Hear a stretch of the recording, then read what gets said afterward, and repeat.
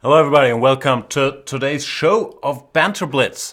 Excited to be here. I thought I'd do a show on the weekend so the good hard-working people who never get a chance to play me during the week can tune in. I'm getting some worrisome messages here from CPO above 90%, so let me know if stuff more or less works. I hope it does. Let's see what we're gonna do today. First of all, the usual stuff. I'm gonna crush you all, challenge me to a 3-minute game or a 5-minute game, and we're gonna play and talk about it. Or I'll talk. You can then complain in the chat.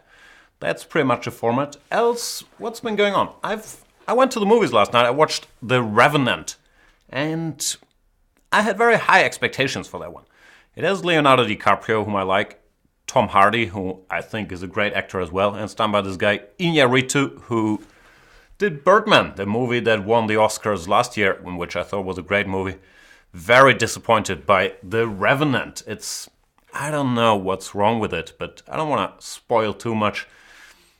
It's based on sort of a true story of a guy who gets hurt very, very badly in 1823 by a grizzly bear and then crawls and sort of makes his way through bitter wilderness to get his revenge. And that dude, of course, is played by DiCaprio. I didn't like it. It felt too long, 2.5 hours. Everything's miserable. There's never anything good happening to him. And there's really no story. It's like beautiful cinematography and, yes, some very nice nature shots, but it's just, I don't know. It felt way too much like Oscar bait. He can't even speak. Mainly, it's just him enduring more and more miserable things, and I kept checking the clock. Like, we all know what's going to happen in this movie. The story isn't very complicated. Does it have to take another 2 hours? I didn't like it.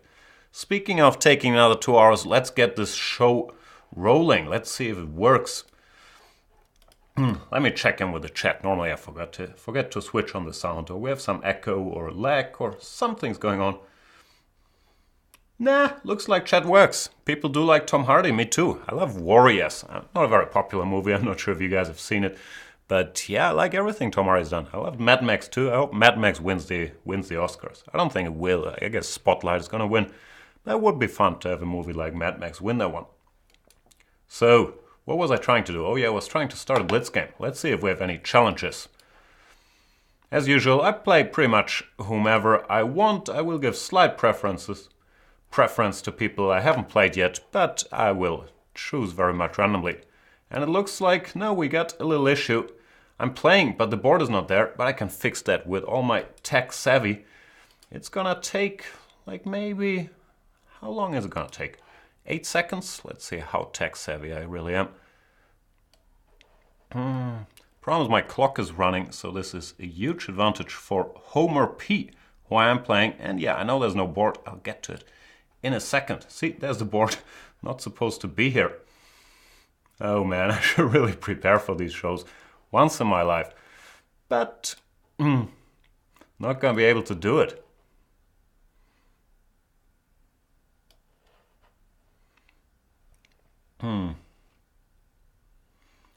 This is internet television at its best.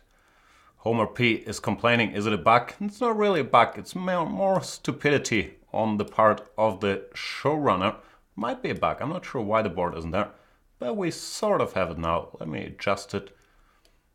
And I gave Homer P a full minute. It took me more than a couple seconds I was hoping it would take. But now we're good to go.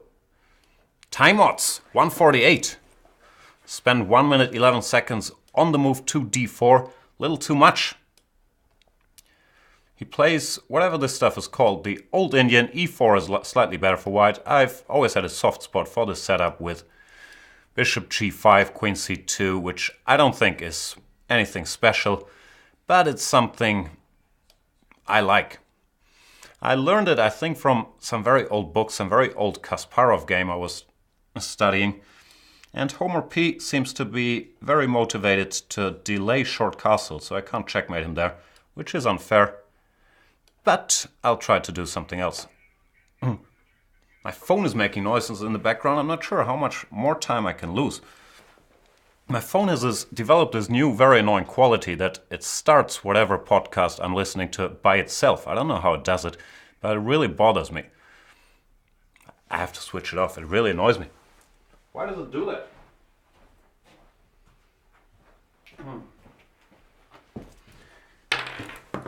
Here we are, really running low on time. I hope I'm going to be able to do it. I'm a pawn up here.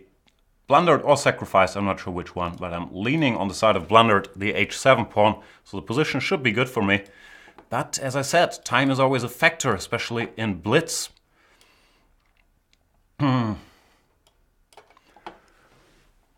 Planning to go queen takes g6. The problem is this bishop is always a very good defender. Queen e6 might be a good move.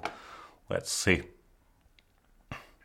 Bishop on g7 sort of keeps the position together, and I blitzed out knight g5, but I didn't really think it through after queen takes f6. He takes here, which looks dangerous, because now I have this textbook threat. Oh, that's sweet. This is a motive you might want to remember. This rook h8 check is always a very useful resource in these positions. And Homer P resigns. Sorry for the rough start, but I think we're all set now. Let me check the chat.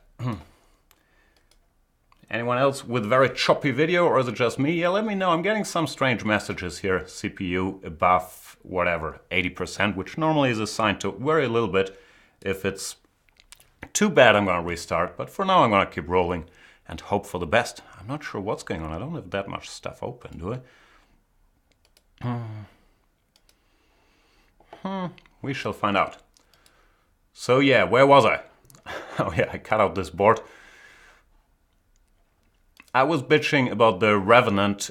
It's not technically a bad movie. Like, it's great acting by DiCaprio and Tom Hardy. I really enjoyed Tom Hardy's character.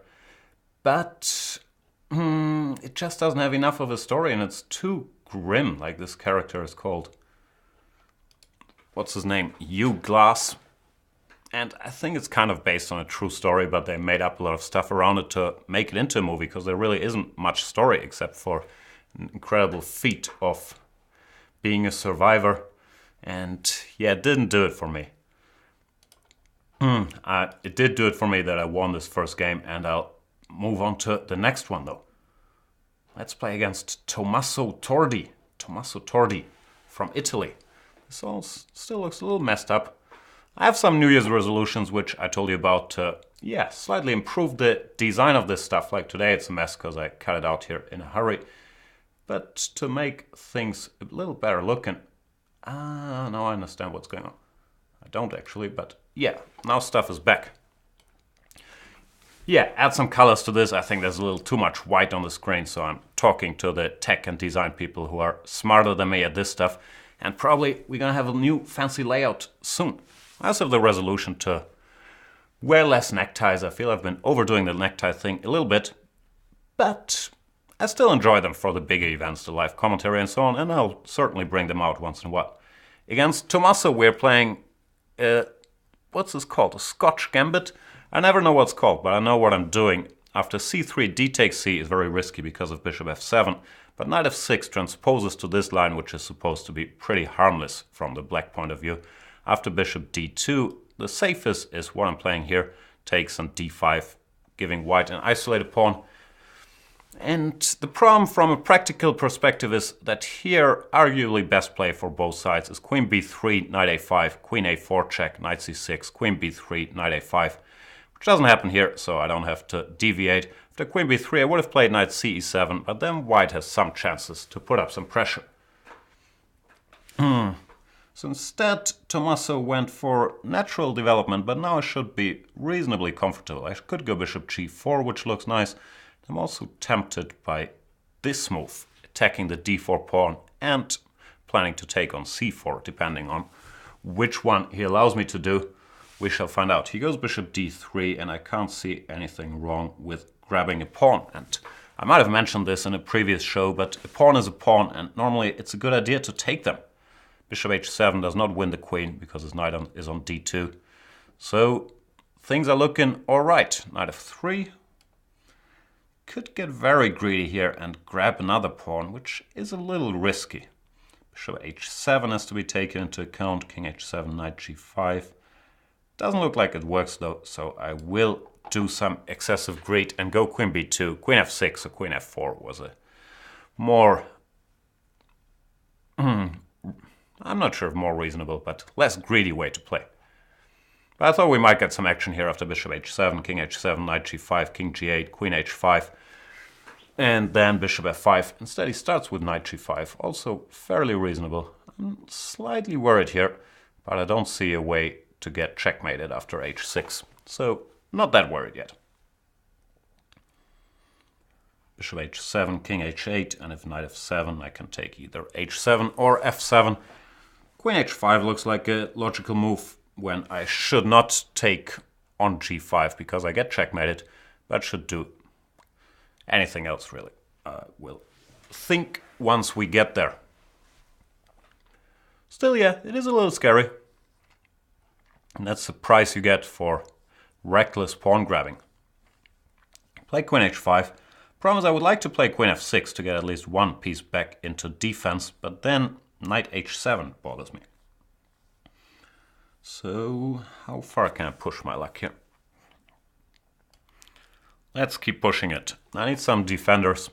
Knight d7. I wouldn't be too surprised if white had some tactical blow here, but since I can't see it, I will just continue being blissfully ignorant and hoping for the best. Obviously my idea is to go knight f6 and then take the knight on g5 once this h7 square is covered. I'm worried about all kinds of things, bishop h7, king h8, knight f7, but I can't see any cruel finishing moves. Bishop h7, king h8, knight f7, king h7, knight g5, then king g8, and it looks like there is no follow-up. We'll see.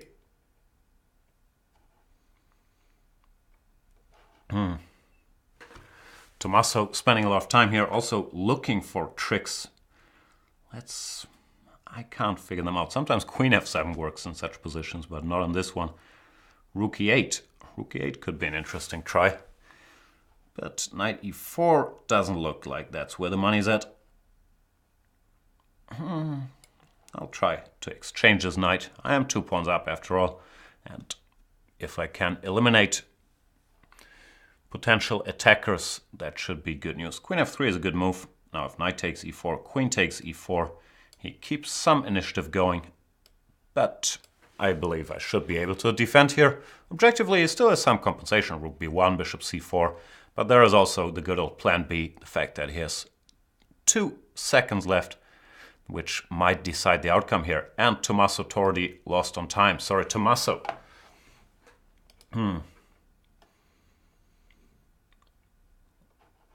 Trying to check in with the chat once in a while. No, it's a shirt from the days when I was still... what's the word? Hip-hop kid? I don't think that's the term. But yeah, it's an Echo shirt. It has all kinds of colorful motifs on it. But I need some new t-shirts. Like, I've been buying a lot of fancy stuff. Like, I have tons of suits and shirts and ties now. But I don't have casual clothes anymore. So it's hard to find the right wardrobe balance. Talk about first world problems. This dude in The Revenant, he couldn't even think of clothes. He was, I don't know. He didn't seem to lose a lot of weight on his journey. And all I could see him eat was 1 bison liver and 1 raw fish in was a couple months. So it was a very confusing movie. Let's find a very confusing opponent. Let's play against Daya.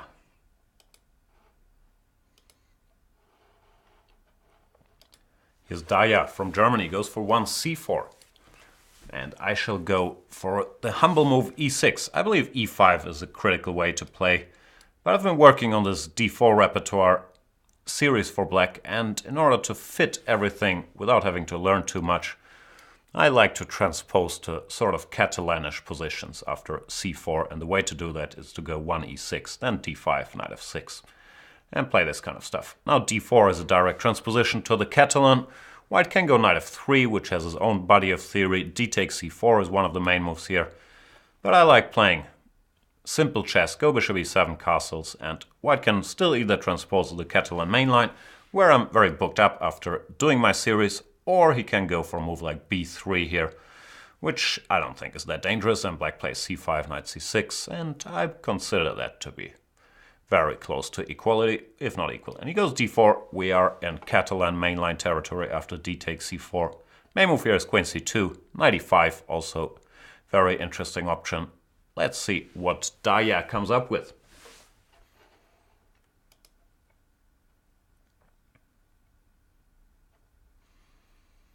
I've watched The Martian, looks like people are very excited about The Martian in chat. Yeah, The Martian was alright, like I wasn't blown away. It's, yeah, I've mentioned this on a previous show, it's mainly competence porn, or look at Matt Damon and all the clever stuff he can do on Mars to survive. It's a less grim survival story than The Revenant for sure. And yeah, I was entertained for however long it took, 2 hours, so didn't mind The Martian, but I didn't think it was like fantastic. It's pretty obvious what's gonna happen in that movie too. I always like a little bit of a twist or a suspense. I understand not every movie can be about that. But yeah, I thought The Martian was alright, but good, not great. Here we're still continuing our Catalan theory discussion. A4 is the trendiest move nowadays. Bishop d7, bishop c6. The main reply. Now white chooses between bishop f4 and bishop g5. For details, watch my series on the Catalan. Also check out the new series which we just published on the Vienna, I believe I call it. No, I believe that is what it's called. It's the follow-up to the Catalan. In that one we deal with the move knight c3, and I recommend d takes c4, the Vienna. I'm quite happy with it. There's one video that's not uploaded yet. There was some technical problem. It's the introduction where I explain why I chose the Vienna and the alternatives and so on. We're gonna add that on Monday once we figure out what's going on. Daya is very booked up here, knows everything. But yeah, I'll live. Queen c1 is the move introduced by Anish Giri against Vladimir Kramnik. That game didn't go so well for him. Was it that? Yeah, I think so. And as usual, I have terrible memory. I believe I recommended this in my video series. A5, knight a6. Boris Avruch gave it in his book on the Catalan. And yeah, I was trying to improve on his stuff or give my opinion on it. Can't remember a single thing. What I do remember is that black is fine. But it's a playable position. A5 and knight a6, of course, the usual plan to put this knight on an active square on b4 and also avoid getting squeezed on the queen side with a5. Rook d1 I'm not sure about. I think, yeah, the main moves are moves that either try to exchange bishops like knight e5 or bishop g5 intending to prepare e4. Rook d1 can't be bad, but it looks like it's a little bit loss of time. Knight b5, this might still be some stuff that Avruch was recommending. Maybe Daya is reading his Avruch book there on the side. I don't mind. But yeah, Daya very, very booked up here. And I wish I could remember my stuff. I don't think I gave this operation, but it looks sort of sensible to me. Get rid of some pieces and then follow up with c6. I'm not sure that's what I gave in my series, but that's why you have to watch it, because I can't even remember myself, so you're not gonna get any good opening advice in these Banter Blitzes, even though I try to say something sensible once in a while. So yeah, typical Catalan structure. I believe it should be about equal. Knight b5 lost a little bit of time, but it provoked me into exchanging all my bishops. And yeah, I don't know who's better and why. I'll go queen b6, put a rook on d8. If he goes e4, that should weaken the d4 spot a little bit.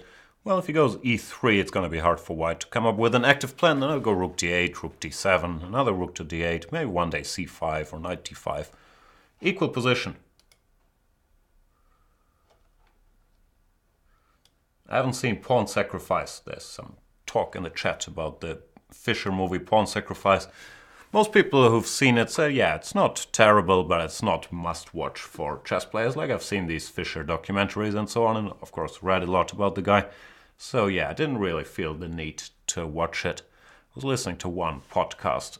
I listened to lots of podcasts, but one where Toby Maguire was promoting it, and it didn't sound like I was missing all that much. Queen e5, what is he up to? I don't know. I'll continue with the plan I mentioned earlier. Just put all my rooks on the d-file and see what happens. Queen c5 wants to exchange queens, but that leaves a long-term weakness potentially on c5. So I believe I should go along with this, because now, after, let's say, all the rooks disappear, knight a6 followed by knight c5 will very often pick up this pawn. And yeah, I believe black is better now. as usual, very exciting stuff, but such is life in chess sometimes. Grab a pawn and then remember that a pawn is a pawn and try to convert it. Could have gone knight d7 maybe. That was more precise than knight a6 because his knight on b4 was kind of nice already. But knight a6 is a pretty decent move as well. Daya took a lot of time to play this game, which was well played, but now throws in the towel already. Being asked if I play PC games. No, all I play is Plants vs. Zombies and 2048. I'm very addicted to those for many years. But no, I don't play any other computer games, just that crap on my phone. I think I promised on Twitter that I would do one blindfold game in this show. So if I can remember how to do it, I'll do that now. The problem with blindfold games is, first of all, I have to concentrate not to blunder all my pieces. And secondly, it's a bit hard to watch because you guys won't be able to see the pieces. So treat it as a training exercise. Try to keep in mind where all the pieces are. And try to follow the game. And after that, we're gonna look at it. I'm clicking through the settings here, trying to find a way to hide the pieces. Here we are. So now we got an empty board against Pooks. I'll click on the squares where I'm gonna put my pieces. And he's gonna reply, and I have to pay close attention because else if I miss one move, I'm gonna lose track of the position. For now we have the Slav defense, one of the main openings out there, and I'll play the main line for knight f3. Pook's also booked up, goes d takes c4. I'll continue going for the main line with a4, bishop f5, and how complicated do I want this thing to get? I don't know, but I'll go for a sharp line with knight e5, preparing f3 and e4. And another theory battle. Everybody's so booked up now. Knight bd7 and queen c7 is the main line here. Do I want this to happen? It's a blindfold game. I don't want him to blitz out like 100 moves, but I ended up here. Might as well go along.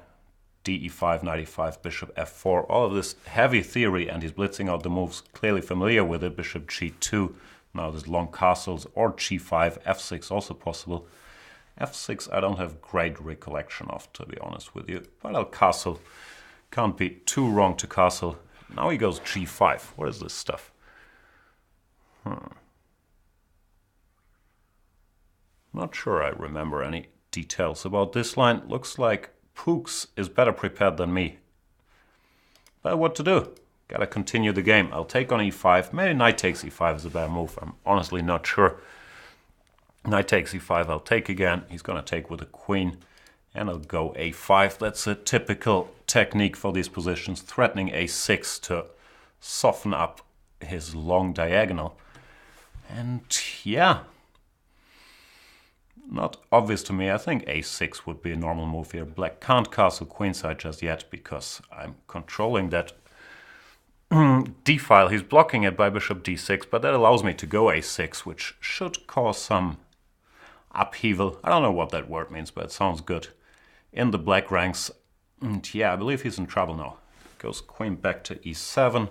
I have a very pleasant choice between a takes b7, which I'm gonna do, and other moves. But a takes b7 looks pretty good. Rook b8. Now I can take this dude if I kept track of the position half correctly.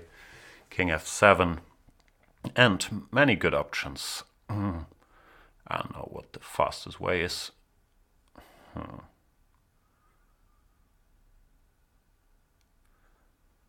I'll take here. Pawn is a pawn.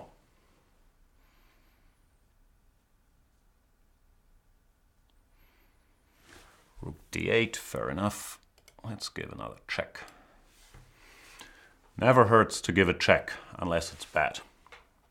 King f8, and I will pronounce his potential problems on the back rank by going rook a8.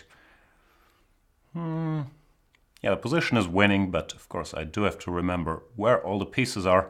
Bishop d7.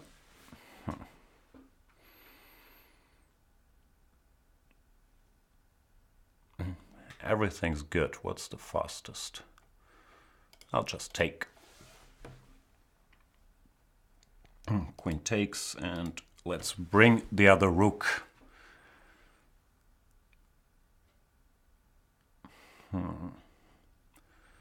Not sure that was the smoothest punishment available. Probably wasn't actually.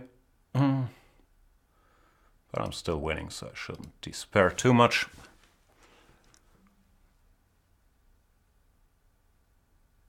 King g6, what is he doing?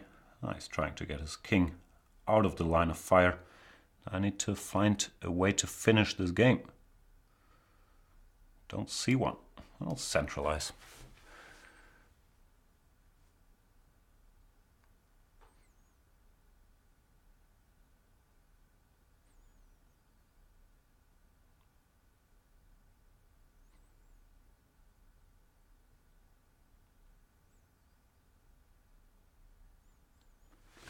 Yeah, black is lost, of course. It's really about finding the way to end this.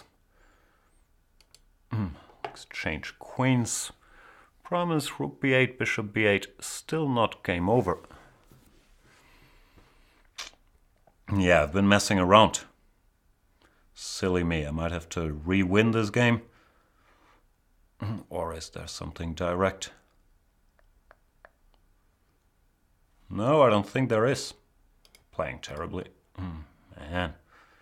The problem is now I'm losing my b7 pawn. I'm still winning, fortunately, but that really was uncalled for.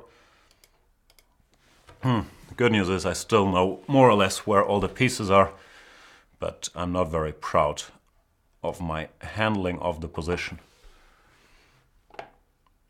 We have an endgame now where, if I counter correctly, I'm 2 pawns up. I'm not very good at counting, so I am still very much winning. But that game should have ended a long time ago. That's a check. The bishop doesn't have any good squares, fortunately. And I keep pushing my new passed pawn.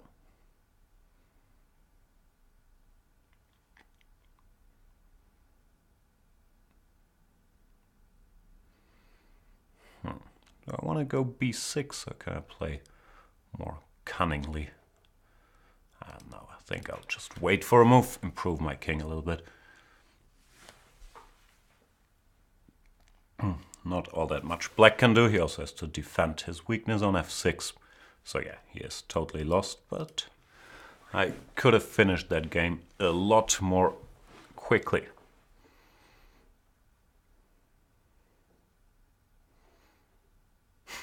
Exciting show, I know. I barely know where the pieces are. I don't think everybody's been able to keep track. We're gonna look at it with the pieces once it's over. But yeah, didn't mean to prolong this game forever. I just messed it up with that passed pawn on b7. There were many easy wins, I'm sure. Yeah, black doesn't have that much to do. He's moving his king around while I'm trying to improve my positions a little bit before going for the kill. Rook d7, I could take on f6, but I'd rather just centralize. f5 check.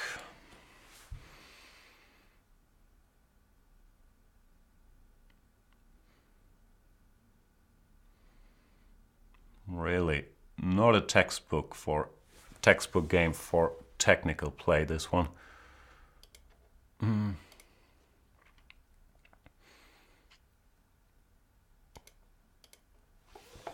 If in doubt, grab more pawns.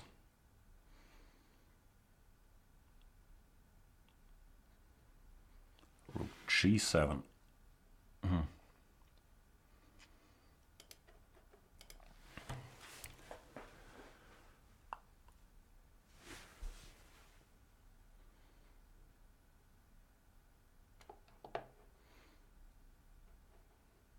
He's trying to activate, which is fair enough. I'll send my king on a little journey. Is it journey or journey, by the way? I never know.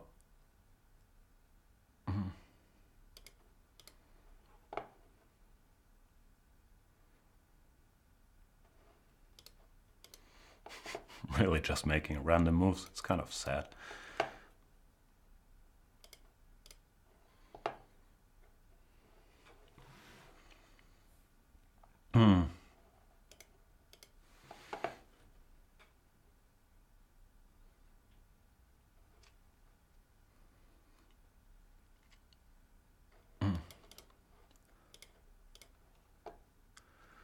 Blindfold pre-move. Exciting.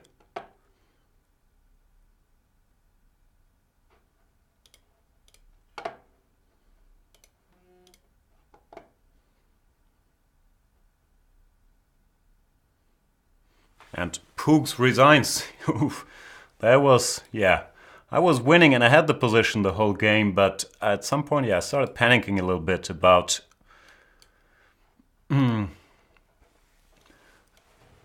not being able to do anything constructive. So let's briefly go through it.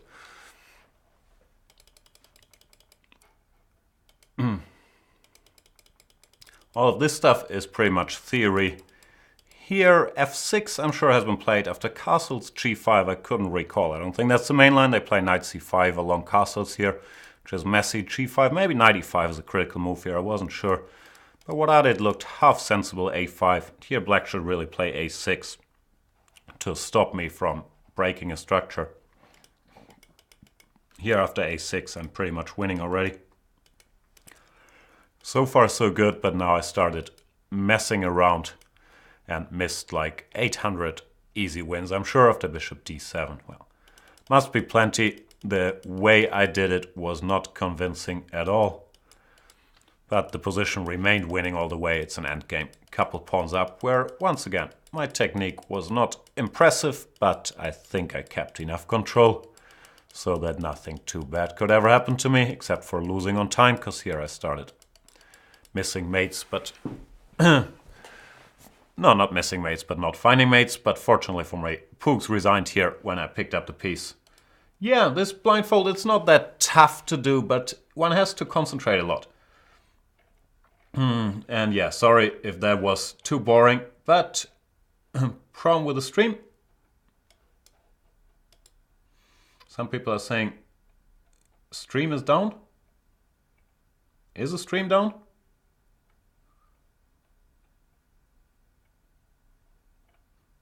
What's going on? Anybody out there? Can you tell me if the stream is down?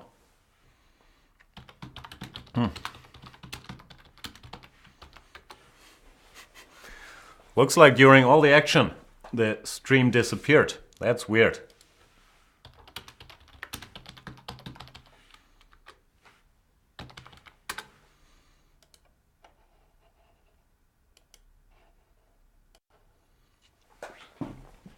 Hey guys, I hope I'm back and you can see me.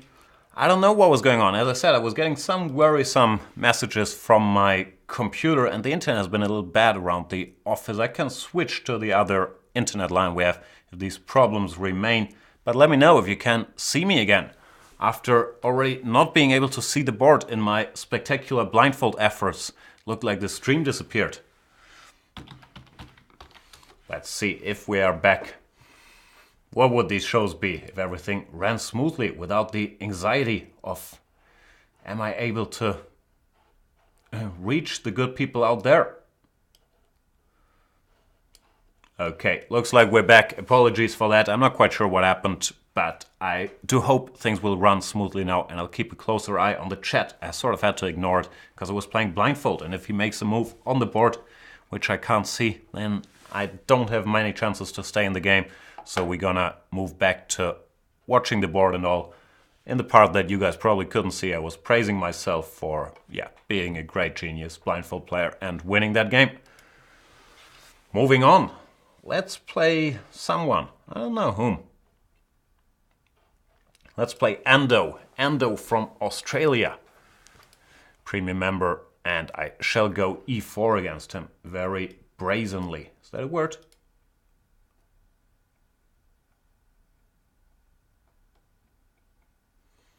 A lot of action in the chat, but I gotta focus on Ando. Another New Year's resolution. I get too distracted during these games talking about whatever movie I want to talk about, and I'm not explaining what's going on, which is one of the goals of this Banter Blitz show, that we all learn something. He goes knight ge7.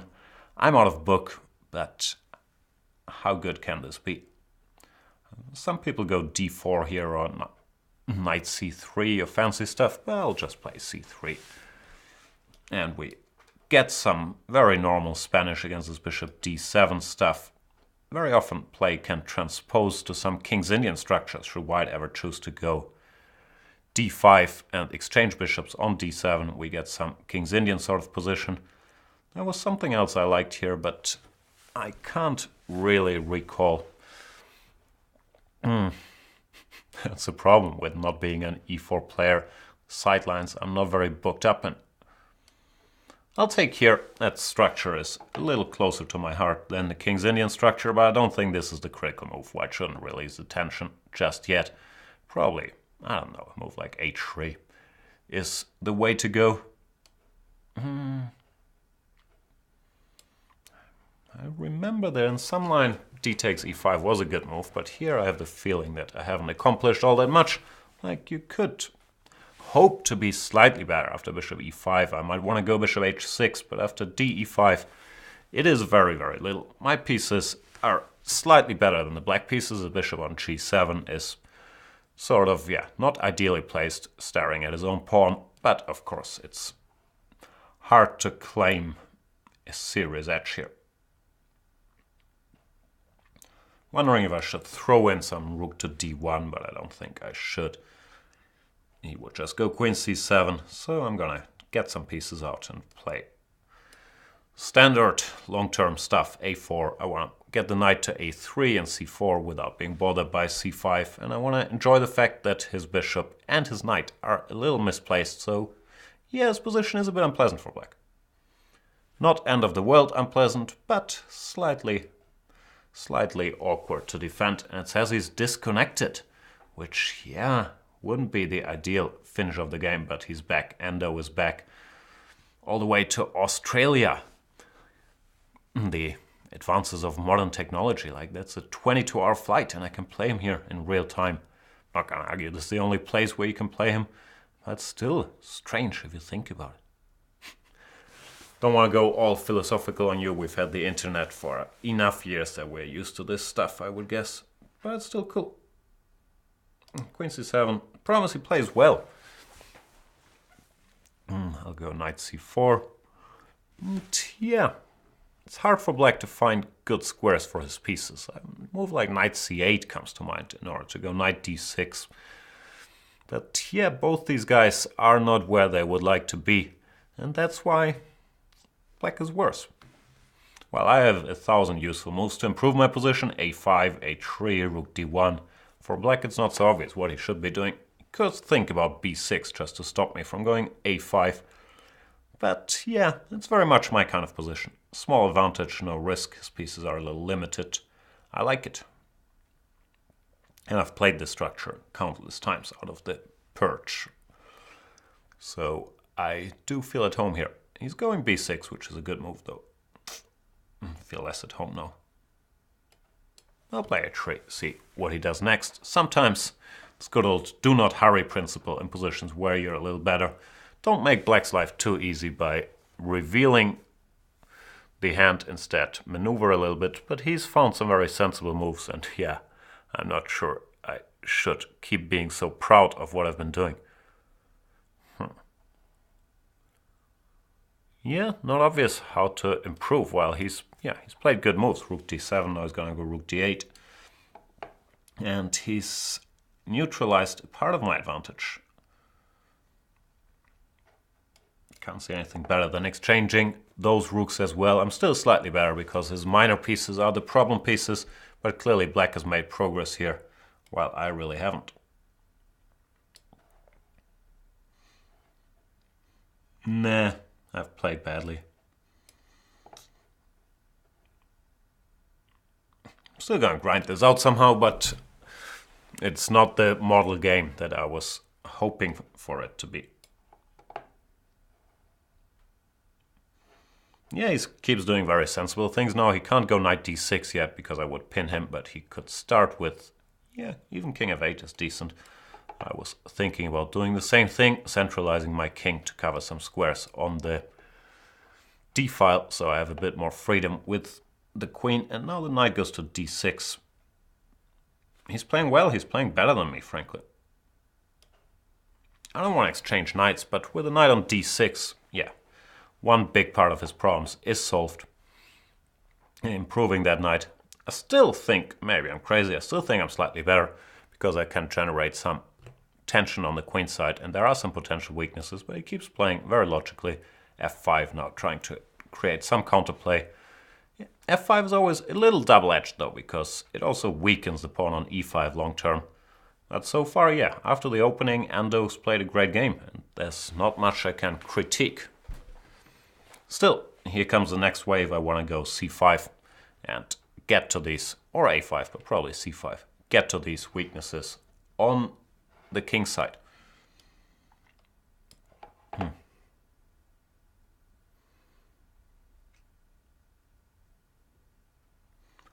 Knight c8 keeps defending well.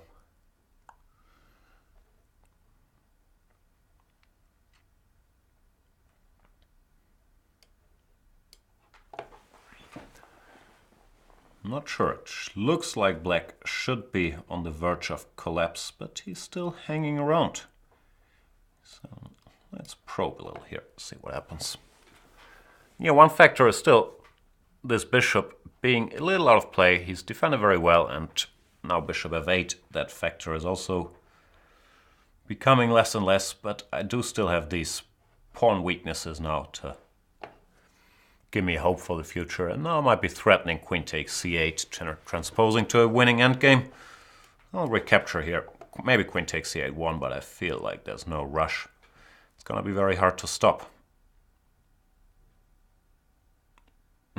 Yeah, bishop f8 gives me a bunch of tempting choices. Knight takes e5. That's pretty much it, but it's tempting nevertheless. And once again, 2 pawns are 2 pawns, so this endgame is easily winning.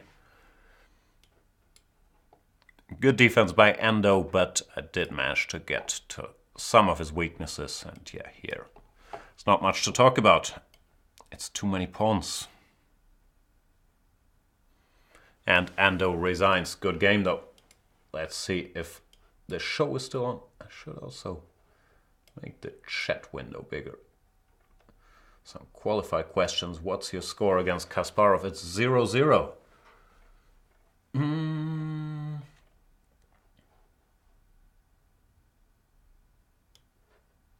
So let's play another game of chess. Oh, I also have to weigh in on Making a Murderer. Any of you guys seen Making a Murderer? Everybody's obsessed with it and talking about it. I also binge watched it over Christmas in like 2 days. It is a shocking story. I'm not sure I want to spoil it, but you should watch it. I think I do want to spoil it, but I'll get to it later. Right now I'm trying to find a new opponent. Lots of challenges. That's good to see. Always happy to have action here. Whom to play though? So tough. I'll play Alfredo. Looks like I never played Alfredo. From Uruguay. Another far, far away place. And I'll go modern on him. Go g6, bishop g7. I don't really choose the opponents according to rating. There's always a big discussion. Should I play stronger opponents? Should I play weaker opponents to give everyone a chance and so on? I try, not to make my main criteria if I've played someone already or not. But what I'm also going to do is I'm going to, maybe start playing some matches against famous YouTubers and so on. I've played a bit against Niklas in the past. And yeah, this guy John Bartholomew, whom I don't know well, but I'm being told he has a very popular and good YouTube channel. I'm going to play a match against him in, when was it, February, after the Vikings craze is over. And yeah, I'm sure I'll find some more to get us some more entertainment. I haven't thought it through, but I enjoy doing this show, but I also want to try out some new things in 2016, so we'll see what we can get done. We have a very similar structure to the one we had last game with colors reversed. What I like is that his bishop is on g3, where it's not perfectly placed. So this is a better situation for me than my opponent had last game, because his bishop is slightly misplaced, and my pieces are not obviously bad. In fact, I can start deploying this knight to either take the bishop or to go to f4, and then do all the usual perch stuff. Go knight f4, knight c5, a5, whatnot. Deep description of the plans. Do something. What do I know? I'll go here. Slightly concerned about b4, but if I have to, I can always throw a knight g3, hg, knight e6, and then b4 would become a target for my pieces. So I don't think that's a problem, and if you can't do that, I have an abundance of easy to make moves. Rook d8, bishop g4, a5, b5. Well, for white it's not that obvious. As I said, this is, I think, a much worse version of what I had last game. He could go bishop h4, but then, yeah, he does go bishop h4. I was going to say, I think I have a tempting choice between f6, trying to keep this bishop out of the game, and bishop f6. I'll go bishop f6 because, in theory, this is my bad bishop with the pawn on e5, and I don't mind exchanging it. Once again, same theme as last game. This bishop could be a bit of a problem. Yeah, I think I'm slightly better here. Of course, nothing dramatic, but I don't mind it. You have to consider stuff like b4, followed by queen d6. Alfredo goes for queen c1. He's looking for more exchanges with queen to g5, but once again, I don't mind it. I like exchanges if I can extract some positional advantages from them. And yeah, after bishop e2, it's time to revisit this lovely square for the knight. Put some pressure. Knight e2, followed by bishop f3 is a threat. Queen e3, let's bring the other knight, hopefully, towards the d4 square. See what happens if Alfredo can hang in there. But yeah, it's unpleasant already. Also, his knight on c3, another problem that I didn't have last game, is misplaced. If you get this knight to c4, followed by a4, that's nice. But on c3, it's often a bit of a spectator, and is also not keeping an eye on the d4 square. So, having said all that, maybe I just blundered all my pieces, but maybe he did. Knight takes e5, does that work? No, knight e2 and queen e5, right?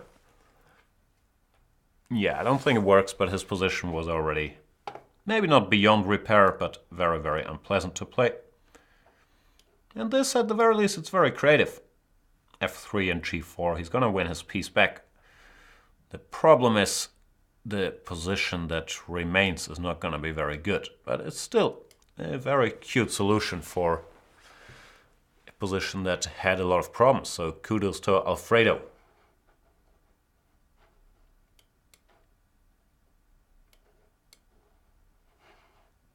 c3 is trying to win my queen. Not going to be able to do it, but I do think he's playing well. I don't know. Probably my normal instinct would be to go queen b6 and then win the endgame, but I have a feeling I might be boring you guys too much, even for my very boring standards. Hard to resist, though. Such a beautiful looking move. Nah, let's keep queens on the board. This is a worse move, though. I should never try to entertain anybody. Trying too hard. I've been accused of trying too hard to be funny. Well, I'm German, and we all know Germans can't be funny, so it's a futile effort in either case. It's another New Year's resolution of mine. Don't try so hard.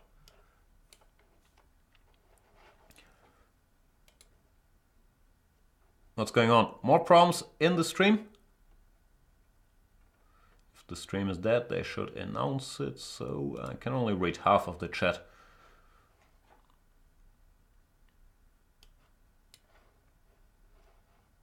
So we can go fly a kite. If you have the option of going to fly a kite, by all means do it. There's nothing's gonna fly in these shows, and you can always watch them later. There's really no point in watching them live, unless you want to play me.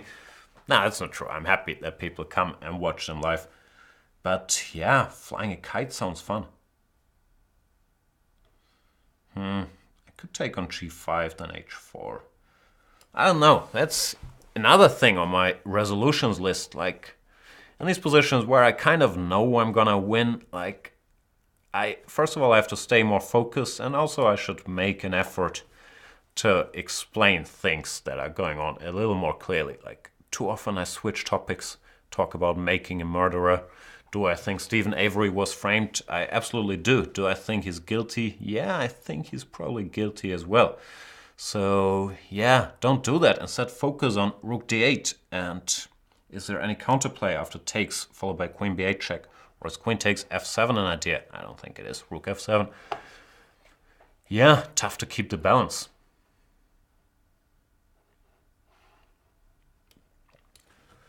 I know he got new lawyers, but I think he did it.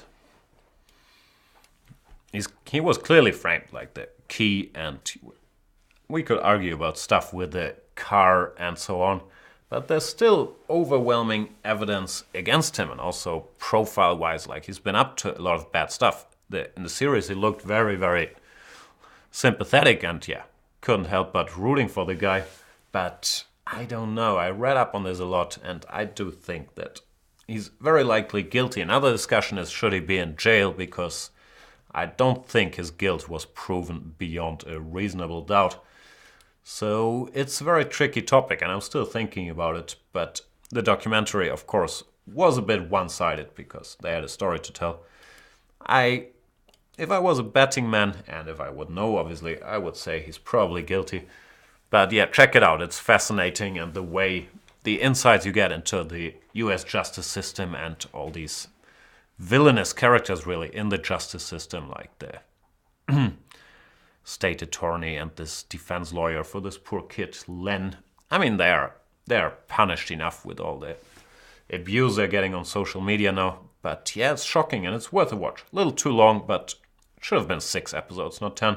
But I highly recommend watching Making a Murderer. And yeah, I have a lot of theories about it, which won't make sense to 90% of the viewers, but it's a very disconcerting, is that a word? Disconcerting show. Just like this one, should it ever work, I shall find a new opponent. Whom haven't we played? I'll play someone I've played already and whom I have, if I can trust this, a minus score against. Can we believe that? Where was it? Ah, now it disappeared. Here it is. Washi Deluxe says he's up 1-0 against me. Can that be true? Can probably be true. I lose a lot of games. But let's rectify that situation against Washi. Bangs out the whatever it's called, b6. Yeah, I don't consider b6 a critical move because white gets a good version of the headshock here, like this classical headshock, where, yeah, white hasn't had to make any concessions, and even though black can blitz out like 800 moves, I still think this is a good position for white. a4 is one plan. The more standard plan is to go b4, rook c1, knight b3, and so on, which I also think is better for white, but I've always had a soft spot for this plan, even though Washi seems very determined to not spend a single second on any move. Very impressive stuff from Washi.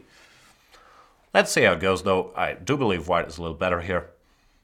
But one always has to be careful in these positions, not to allow any counter play with d5 breakthroughs and so on. So it's tricky. Knight c5, also an interesting move.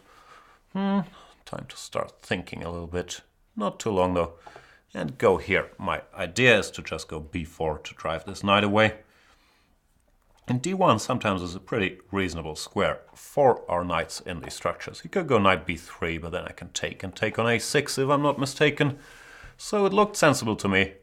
It's a 3-minute game, so I'm going to have to speed up, not to go down 2-0 against Washi.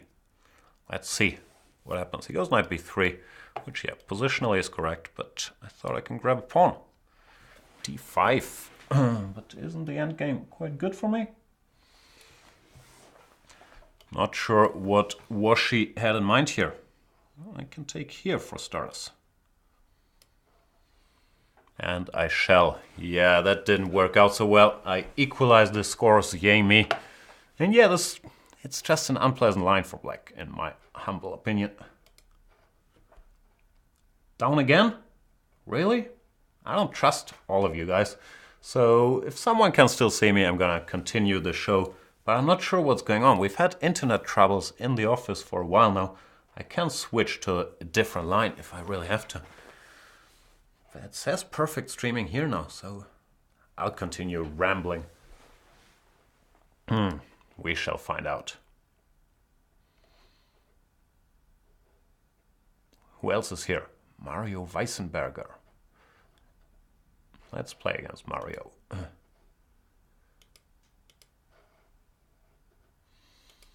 Looks like someone's still watching, so that's good news. And I'll play against Mario Weissenberger. I will play the always exciting Sicilian. One thing I should do, which probably I will never do because I'm a very old man, but I should at some point put in more work to make the Najdorf a part of my repertoire, which I've never really done. I've played it a bit when I was like 16, 17, but never became an expert on it. And I think it's a good opening. It's also a very interesting opening. So yeah, I wish I was more flexible. Like I'm reasonably good in e4, e5 positions, and I can play some Sicilians a bit, like the Dragon and the Taimanov, but the Najdorf I've never really put in the work, and I should have at some point. So as usual, my advice to all the youngsters out there, don't waste your time like me playing sidelines. Play main lines, play sharp stuff. You're gonna have a friend for life, and you also learn more because you play more different kinds of positions. For me, I believe this is one of these hotly debated lines here of the poison pawn after e5 takes, f takes e, and g5, where I don't really know anything. I know objectively black is supposed to be fine.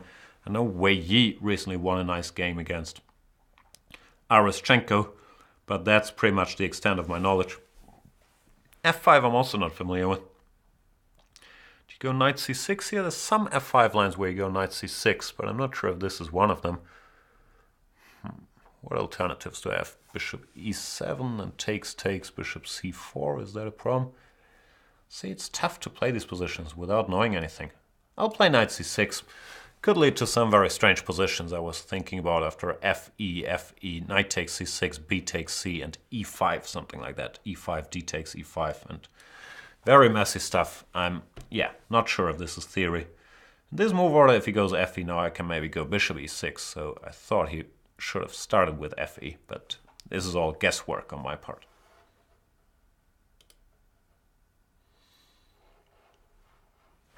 Bishop d3. Yeah, now I should be fine. Just get some pieces out. Should take some care not to lose my queen, which is always a good idea. Bishop g3. Nah, this is not it, Mario. Guess I'll just castle. Still, I gotta find a place for my lady.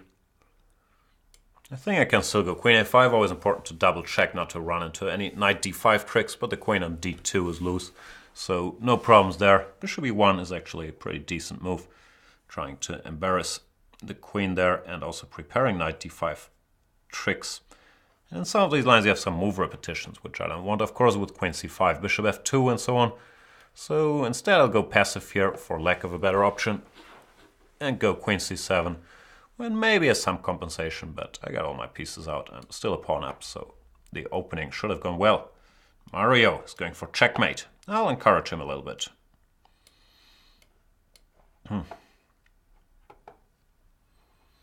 Not too much, just a little encouragement. Promise, if there's no checkmate, then my counterplay in the center will become quite powerful, and I think that's what has happened. Bishop d2, last resort, dc. He wants bishop h6, which shouldn't work, but this is easier, and this is game. Sorry, Mario. And yeah, I'll never become a good Najdorf player. It's too late for me, but it's not too late for you guys. I think we have a good series on the site by Sopiko Guramishvili, who stole all of Anish's Giri's notes for it. No, I made that part up, but it's nevertheless a very good series, I'm being told. And yeah, I should watch that, and so should you, after you're done with my series on the Vienna, which of course is the greatest series ever produced in chess recording. Let's play some more games.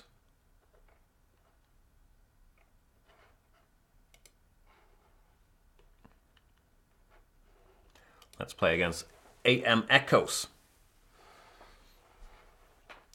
some making a murderer questions. Do I think Brenton Dassey was involved? That part I'm not sure about. Like, it was incredibly painful to watch how they coerced that confession out of him. If you've seen the documentary, like this interrogation of a kid that's clearly, I don't know what the correct term is, but yeah, that's clearly has some mental issues and is of below average intelligence, let's say. I'm not sure which term to use. I'm not a doctor. But yeah, to see him interrogated and the guys pretty much feeding him the answers, that's how it looked like in the documentary, was very painful to watch. And from just that, I'd be saying, of course he has nothing to do with it. He's 100% innocent. I've read that, there wasn't a whole story and he knew some details no one else could have known and so on and so forth.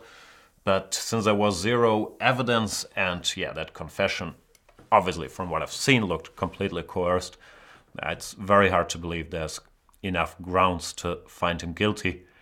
But it's tricky. Like, it's obvious the documentary shows a lot of flaws with the justice system and some truly despicable characters. But it also, it had a story to tell and it told one side. So I'm not sure how much we can believe. Same goes for AM Echo's opening play here. He's run into trouble quite quickly, starting with A6. If you go A6 before you got in B6 or D6 after C5 here in these structures, you tend to end up in real big trouble already. And things haven't improved, so after bishop F6, I'm more or less winning already because G-F6 is knight D5, and if bishop F6, there's C takes D6. It's, these positions, they are hard to play if you're not accustomed to them. And I have to find the cleanest way now, I guess. I don't know, everything looks very good. I guess I'll just play it super dryly as you're accustomed to and go for the kind of winning endgame. Pawn is a pawn.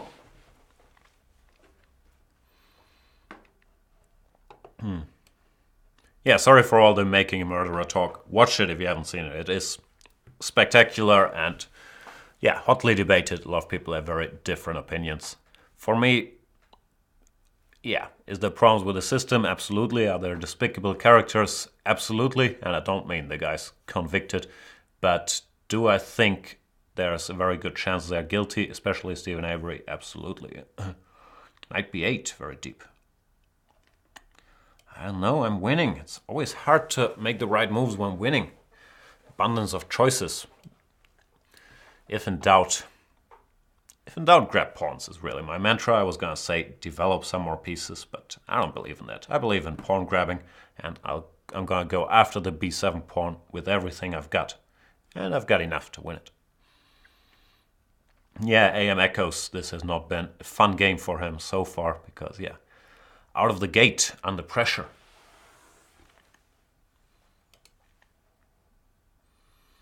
And there's something mentioned which I'm not from the US, but that's a lesson you learn, like watching all these shows. Like, if you interrogated, just shut up and ask for a lawyer. Even if you haven't done anything, it's just too risky. You might say something wrong and it's very hard to get out of it. Like, that's really the lesson we are taught, which is sad, because you don't want everybody crying for a lawyer whenever you want to have to communicate with the authorities. But that seems like is the lesson all of this stuff teaches us, at least in the US. Like, I can't say I've had many or any interactions really with police in Germany, so I can't say, but that seems to be the lesson learned there. Always ask for a lawyer. I've also been obsessed, while we're on the topic, with this podcast. I'm obsessed with many podcasts, but there's one called Serial Season 1, which also deals with an old murder case. Has been a huge success, lots of downloads. I've also been obsessed with that one. I think it's a fantastic show. I'm sure I spoiled that one as well. I guess so. I also think that guy is guilty, even though, when you're listening to it, you don't want to believe in it. But I've also read up on this a lot, and I've read some profiles and so on. So, a lot of great shows out there, but also it's the danger of social media and media in general, and with showing one side of the story or the side you believe in.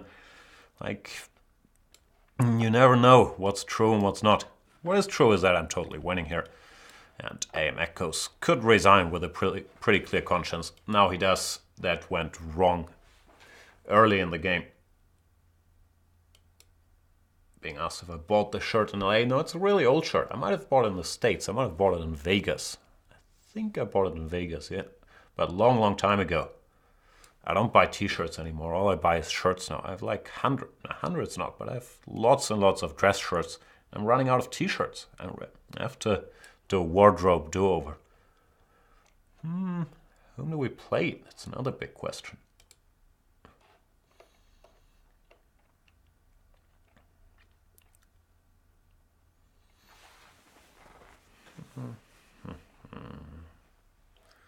Let's play against Snitcher.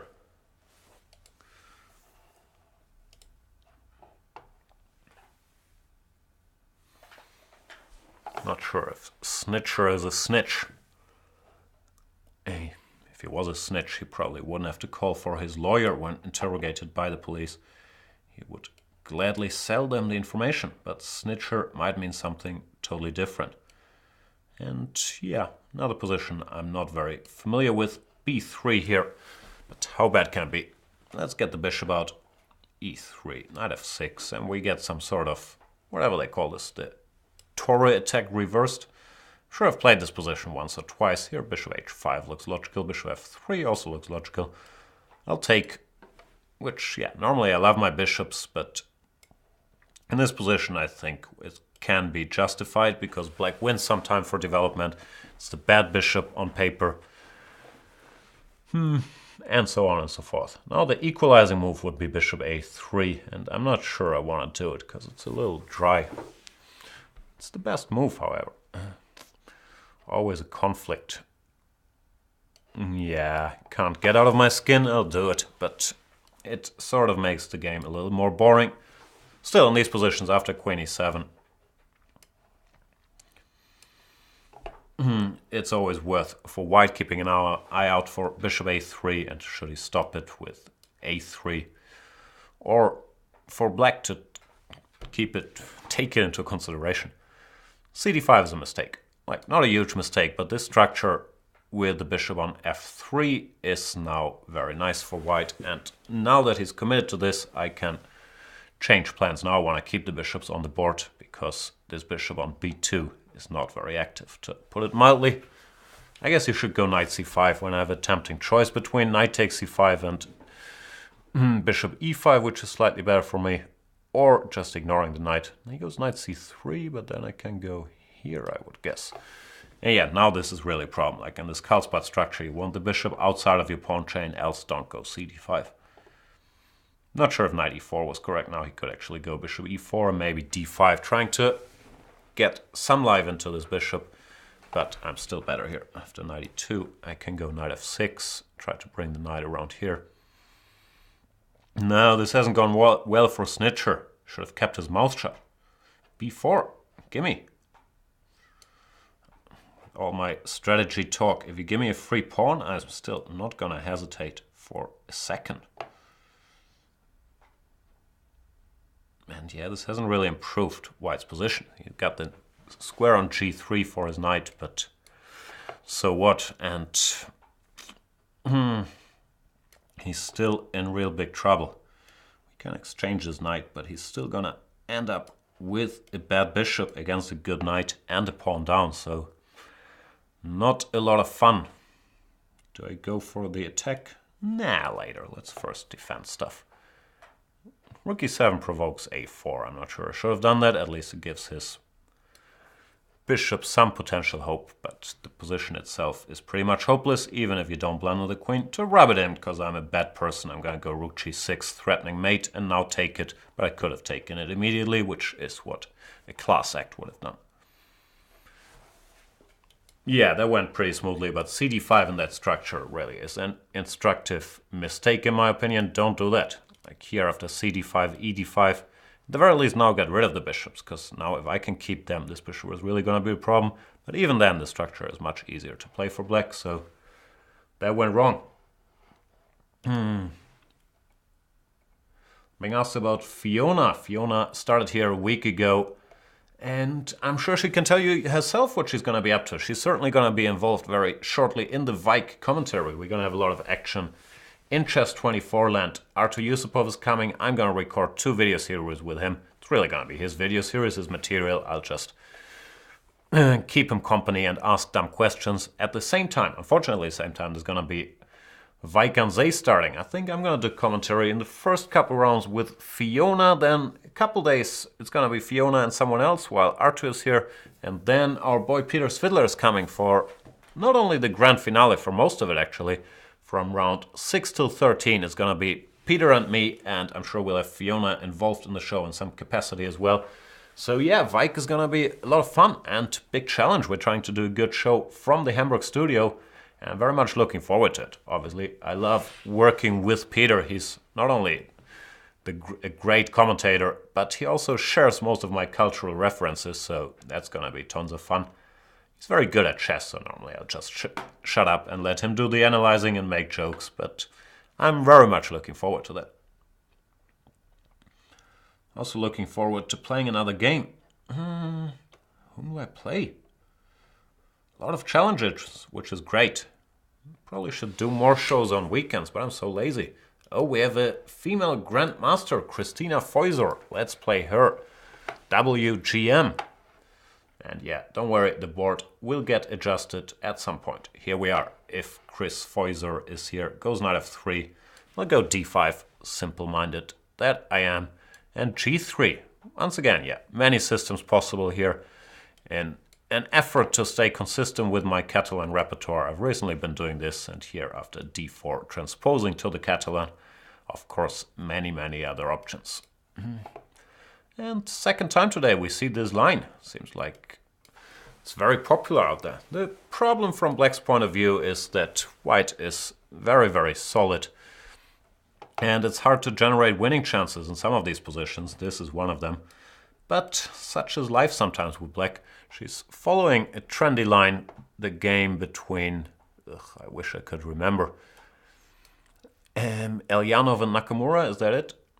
I think, yeah, was knight d2 played in that game? I think that game was knight d2. Knight c3 also a logical move. And we have a pretty typical Catalan structure with these opposite colored bishops. Where, yeah, I've been talking about this in my series. I believe Black has to be fine here, but I can never really wrap my head around it and understand all the subtleties of what's going on. I still have a very hard time believing White is better here. f4 is a very... f4, I'm starting to speak German. It's a very ambitious plan, trying to checkmate me on the king side. And yeah, who knows, maybe queen will come to h5 now. Can I go c5? I really want to go c5 and generate some counterplay. Yeah, this looks like a good moment to do it. Even if it loses a pawn, which I don't think it does, but even if it lost a pawn, like activating my pieces after f4 now should take precedence to all these things. Of course, c5 weakens some squares in my camp as well, but I feel it's more important to undermine the white structure as long as I get a chance. Takes looks forced, takes, and yeah, no, the white king is potentially a little weaker than my king. I'm not claiming an advantage here, I believe it's still pretty much equal, but my position should be a little easier to play. I'm not going to waste time trying to defend this pawn. I feel after bishop b7 I should have enough tricks like knight d3 or whatnot. And yeah, she doesn't take it, goes rook c1, which is sensible. I'm wondering if I should still go knight d3, and I have a feeling I should.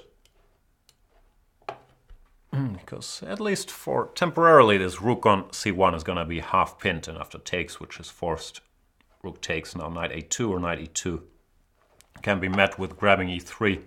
e3 is hanging and I am threatening bishop c3, so I was hoping I was posing some problems here. Rook e2. Yeah, I guess I should follow the good old pawn is a pawn mantra, even though pawn is not quite a pawn yet. I'm going to have to think a little here, because after queen c3 there is queen takes b7, and I'm not sure how big my advantage is. Still, yeah, I don't see anything better. I was planning queen c3, queen b7, queen c4, but now I've spotted queen b5, which is annoying. Slightly mishandled this. I feel like there was some concrete way here, queen c4 or queen c3. I couldn't spot it.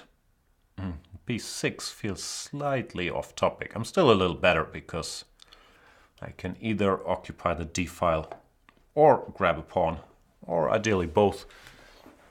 But I have a feeling I've been drifting a bit here. So I'm going to keep drifting, make some useful moves at least quickly, and one point or another I'm going to start cashing in with rook d3.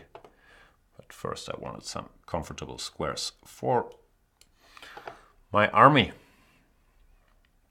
Might have overdone the slow playing here. But yeah, that can happen. No, I think I was enjoying myself too much. I should have gone rook d3 a move earlier before she went back, which was very clever. Because now, yeah, it's getting tougher and tougher to win this. I'm still better, but I'm messing around, and now this queen e5 check.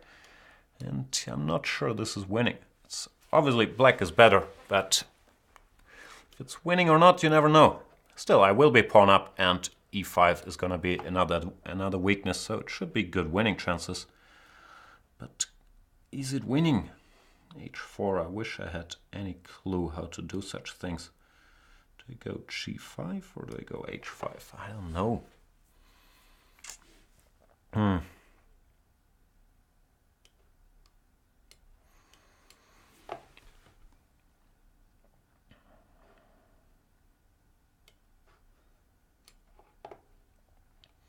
Gotta speed up a little bit. Once again, I have a feeling I'm winning, but I don't have any faith in my technique at all.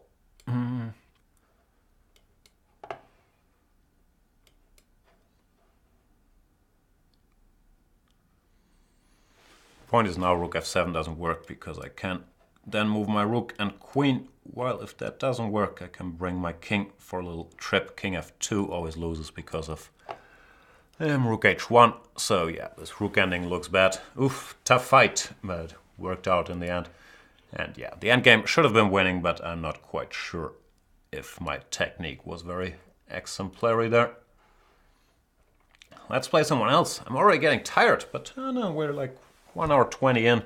That's still not even the halfway point of The Revenant, where I was already thinking, come on, just get back to the camp. We all know what's gonna happen. I don't want to watch 2 more hours of this misery. But yeah, I wouldn't be surprised if DiCaprio got his Oscar for it, and I'm sure he must have suffered tremendously making that movie. But sometimes the effort that goes in doesn't translate into a good movie, if that makes sense.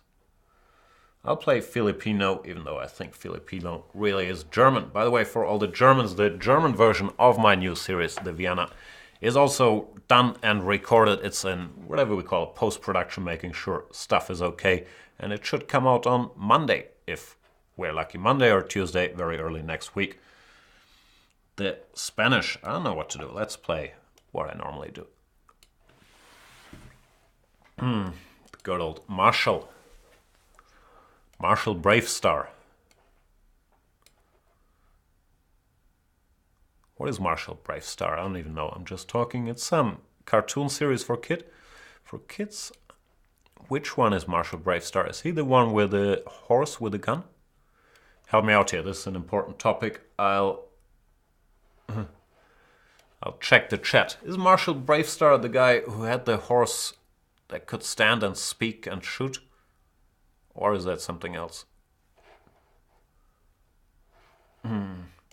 We're playing the good old Marshall here, which is not an ideal opening. Actually, it is an ideal opening. It's my favorite opening, but sometimes I don't do it if I want to play for a win and I have a feeling my opponent prepared one of the drawing lines, which do exist. In my series on the Marshall, which is also on Chess24, the updated version, I've given some recommendations on how one can avoid drawing lines and so on and so forth, but the nature of all these sharp positions, if they're analyzed with a computer, of course, tends to be that white can defend. I believe this is one of them, even though I don't remember the theory here. I believe f3, and then if takes and bishop takes f3, then yeah, the position was kind of equal. And here, Filipino really booked up. That's the problem. Sometimes people are booked up to the eyeballs and you want to get them out of theory. Sometimes you don't. And yeah, me, I can't really remember a thing. Of course, that's not a problem.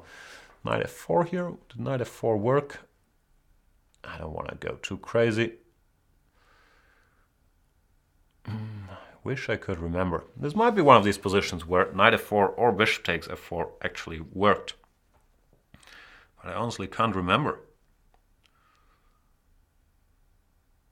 Do I want to think about it? Nah, not really. I have a feeling bishop f4 is the move here. Shall we just do it?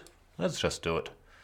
The problem is, yeah, I'm 1,000 points higher rated or whatever, and I'm taking some risks of losing the game here if I misremembered my martial theory or just did some nonsense. And you're also taking some risks of going for a perpetual.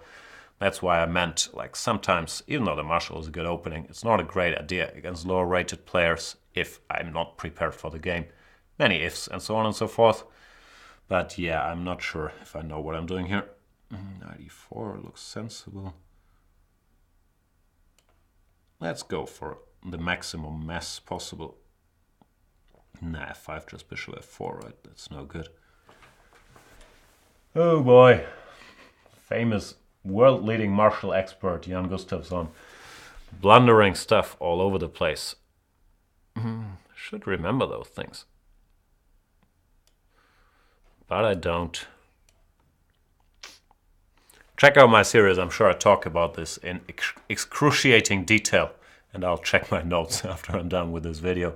But this certainly doesn't look like the way to play. Here I helped white develop. And yeah, I haven't gotten very far with my attack. I think I'm just lost objectively, actually. Bishop d5 wasn't forced, but it's decent enough. But since this knight was pinned, I would have left it alive for a while. But yeah, not very proud of my play thus far. Gotta go f4 to at least create some semblance of play. If gf, rook e6, rook g6. I guess you should go g4 when I'm still not in love with my position, but I'll keep fishing for stuff, queen g5, h5, and see what happens.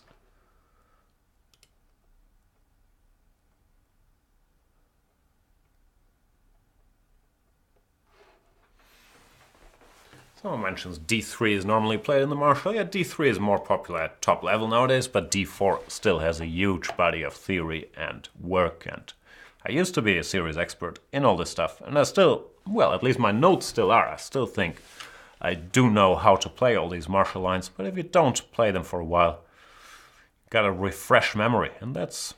Nah, I don't want this to become a Jan is whining about stuff session, but I don't spend enough time these days refreshing my memory or working on chess for my own scary openings. And yeah, Filipino keeps playing well here. Rook e3 looks like the obvious move, but I'm still not happy. I'm never that happy, but still not even happy-ish. Knight f1, and I'm fighting for a draw, which you could argue is the nature of the martial, but it's not what you want against a much lower-rated opponent. You have to trick him somehow. Now white has h4, for example. It's gonna be hard to even trick him. h3 is also a decent move, of course. How do we put pressure?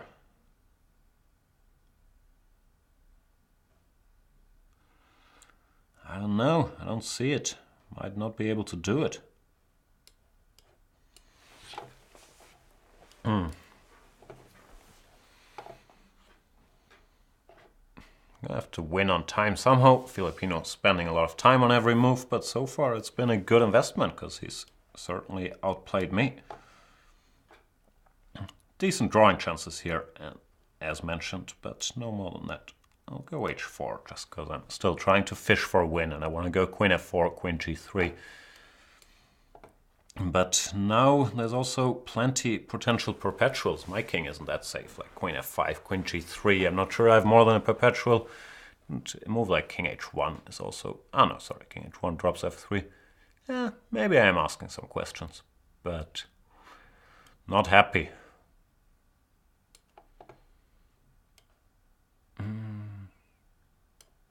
Hoping for queen g2, e2 check, and it happened. Finally.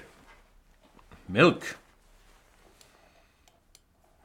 And Filipino, since he's losing his queen, had to resign.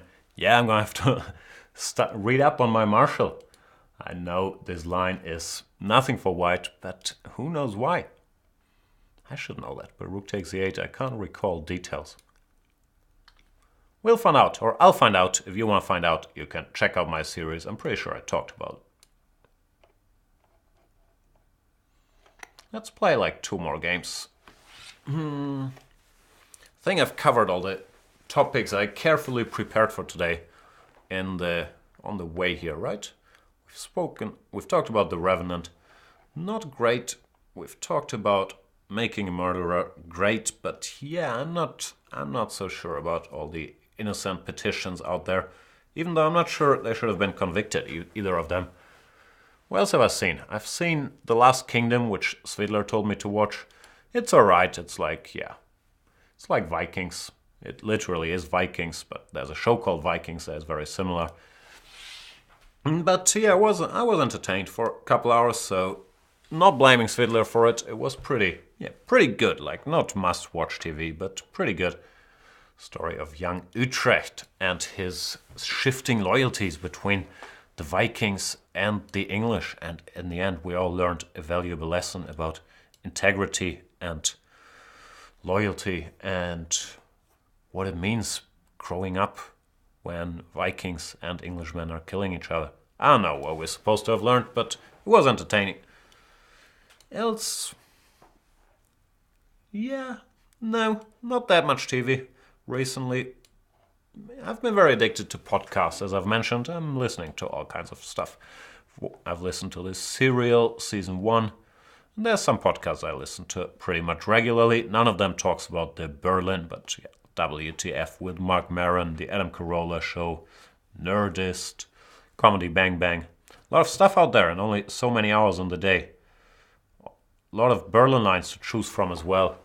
I never know which one to go for. King 8, H5 is the most solid. The setups with Bishop D7 are a little more adventurous. I don't know him that well.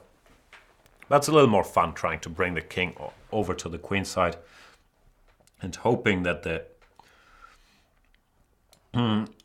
king side will survive in the meantime. H6 is another big philosophical Berlin discussion. Should black go H6 or can he go King C8 immediately, allowing white to go Knight G5, then Bishop E8 and so on. It's a mess, the Berlin. I'm not going to pretend to really understand anything. Neither does SK3. I don't think A3 is a critical move, but both sides have an abundance of different plans, and yeah, none of them are necessarily bad. Here, after Bishop E3, maybe I could have gone H5 already. But I feel like playing on the queen side first. I want to get this diagonal for my bishop and see what happens. Good thing about the Berlin is I know it's the most demonized opening out there by chess commentators all over the place, me included, but it's actually very interesting strategically, this endgame. The main problem most guys, me included, have with it, we don't really understand it and therefore it's very hard to commentate, but the positions themselves, I think they are very rich and interesting. Like b4 was a good move. I underestimated b4 and I didn't expect sk3 to come up with it, frankly, because it's not that natural, because you're allowing black to get rid of his double pawns, but it's much more important for white to undermine this structure and fight for the d4 square. So sk3 is playing surprisingly, or no offense meant, but he's playing very, very well here in this highly complicated position. Now I think he has to go g5, which is normally not what you want on the Berlin. But once again, he's accomplished some things as well. And it's still highly complicated. Because let's not forget, black doesn't really develop any pieces in the Berlin at an early stage. So these situations are very, very tense. I'm gonna stay provocative, move my bishop back from this nice diagonal. I think I had a point when I did this, which I forgot by now. Sure, I had some deep point, but I forgot about it. Now I have a feeling I'm slightly being outplayed here by sk3 in a Berlin, which shouldn't happen. Just shouldn't happen. But what can I do? Soldier on.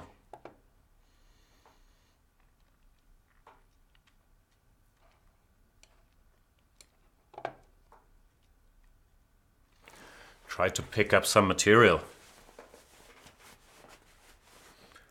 Let's see if that works.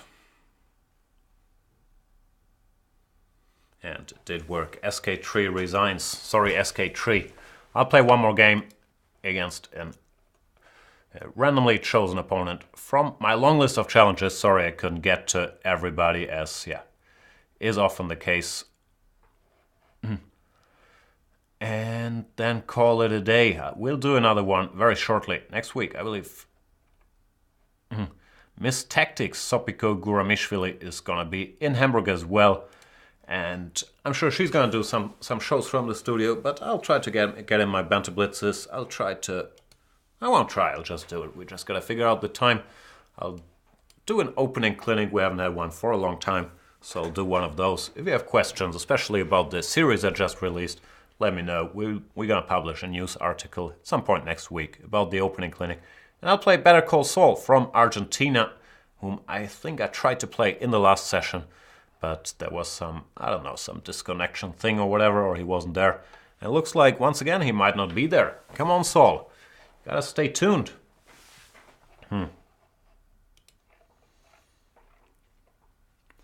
Nah, looks like Better Call Saul is not around. Sorry. Second time I try to play you're not there, dude. What can I do? Then let's play against the Chess God Extreme. From the United States of America. Let's hope he's not from the West Coast, because actually now it's not that early anymore on the West Coast. On the East Coast, I guess it's some civil time, like 1 p.m., 2 p.m. or whatever, right? But in LA it's still morningish. What do I do against the Chess God Extreme? I'll pin him. I'll go bishop b4. This position after knight c3 is going to be the topic of the third part of my never-ending series on the d4 repertoire.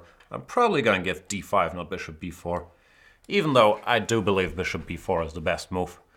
But d5 is more consistent with the repertoire given. We have to learn a little less. And what was I going to say? We also already have a couple of good Nimzo Indian series and ebooks on Chess24 by Niklas, by Paco Vallejo, and so on. This move he's played bishop d2. It's very solid. It's not supposed to be critical. It's a little too passive for that.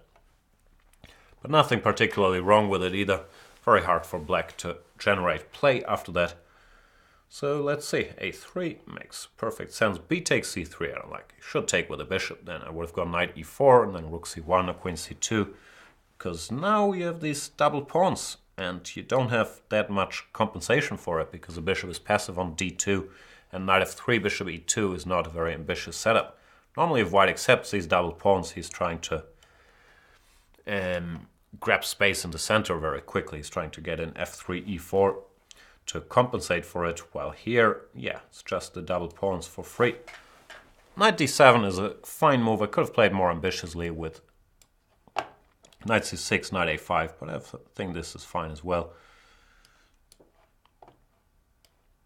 And the chess god is correctly trying to prepare e4, but now we see that this weakness on c4 already demands attention. He has to go rook a c1 now to protect it. And d5 is legal, but not very desirable positionally.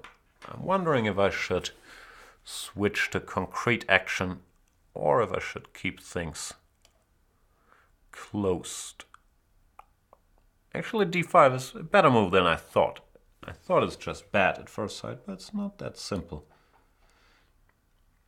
And I'm gonna play anti-positionally. I don't think this is such a great way to play, but I'm looking for some action. I don't know, that's not a good explanation. I'm looking for some action, that's why I'm mishandling my position. I'm a horrible player, that's why I'm mishandling my position, is more like it. Because now, if he gets an e4, he all of a sudden has some play, and there was no need for that. It's still double-edged. My knight has some potential jumps and so on, but I sort of let him back into the game and shouldn't have. Ruined my chance of playing another model game. My first model game ever. Still, he's not going for e4, so let's stop him. And once again, my hobby, pawn chasing, is in the cards. Knight g5, does that threaten anything? Not really. Pawnies. I believe one of the Indian tribes in the Revenant was called Pawnies. Yeah, that's all I got on that topic.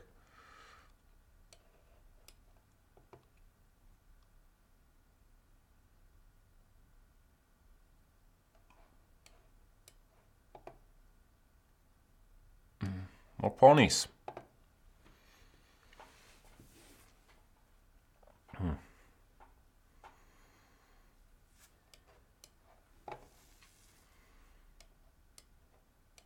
Nah, I shouldn't pre-move. He doesn't take my pawn. Always take pawns, Chess God Extreme. When in doubt, grab pawns. Wouldn't have saved you, but still, now you're 2 pawns down with a bad position. The other was 1 pawn down with a bad position. 2 pawns down is worse than 1 pawn down.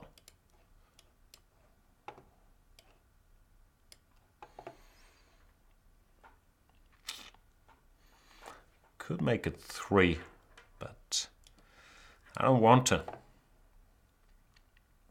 Not going to be able to do it. I'm hoping for back rank mate instead, which really is not there because EF rook e1, he has bishop g1, but there were some problems for white nonetheless. Yeah, now I think I'm gonna win on the power of my many extra materials. The knight, the pawns, the clock. The odds are not in Chess God Extreme's favor here. And he lost on time. Sorry, Chess God Extreme. That's it for today. Check out my new series on the Vienna if you haven't yet. Become a chess24.com premium member if you want to play me, if you want to support this operation, if you want to have access to all the great videos and features we have on the site. And yeah, watch Making a Murderer, make up your mind. If you think Stephen Avery is guilty or not, let me know. Next show. That's all I got. Thanks for watching. See you next time. Good night. Enjoy your weekend. Bye bye.